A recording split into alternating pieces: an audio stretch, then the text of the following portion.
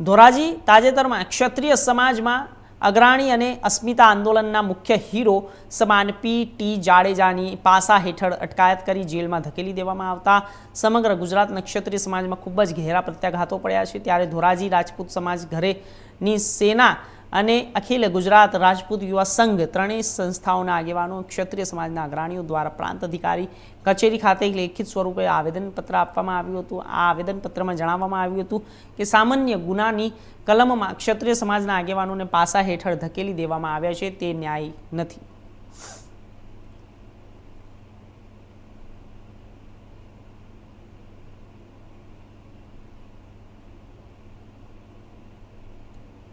મારું નામ જનકસિંહ લધુભા જાડેજા, અખિલ ગુજરાત રાજપૂત યુવા સંઘ કારોબારી સભ્ય, જિલ્લા કારોબારી સભ્ય। આજરોજ અમે પી.ટી. જાડેજા સાહેબ ઉપર જે એક મામૂલી બાબતમાં કે એક ફોનની ક્લિપ બાબતમાં પાસા લગાડી દેવામાં આવી છે, તો એના વિરોધમાં અમે આજરોજ અમે પ્રાંત સાહેબને આવેદનપત્ર આપ્યું છે ધોરાજીમાં।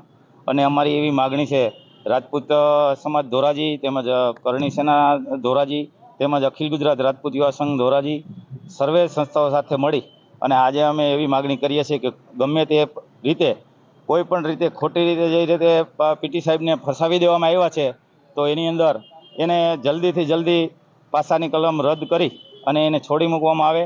અને એવો કોઈ ગુનો નથી, આપને ખ્યાલ છે, ખાલી એક ક્લિપ। અને આવી બાબત તો અત્યારે સોશિયલ મીડિયાના માધ્યમથી આવે અવારનવાર આપણે આવું જોઈ છે, તો કોઈની ઉપર આવી કલમ લગાવવામાં આવતી નથી। પણ અમને ક્યાંક ને ક્યાંક એવું લાગી રહ્યું છે કે અસ્મિતા આંદોલનના મુખ્ય અમારા હીરો પી.ટી. જાડેજા સાહેબ હતા, તો એનો પૂર્વાગ્રહ રાખી અને એને આવો ફસાવવામાં આવ્યા છે, તો એ અમે સાખી નહીં લઈએ। અને અમે ક્ષત્રિય સમાજ એવું સરકારશ્રી પાસે માગણી કરીએ છીએ કે ગમે તેમ કરી અને એ આની ઉપર એને પાસાની કલમ રદ કરી અને છોડી મૂકવામાં આવે। નકર આગામી દિવસોમાં જો એવું નહીં કરવામાં આવે તો અમે ગાંધી ચિંધ્યા રાહે અમારા ઉપરથી સમાજ જે ઉપરથી જે નક્કી કરશે એ મુજબ અમે આગળ ચાલશું અને અમારું આંદોલન ચાલુ રાખશું।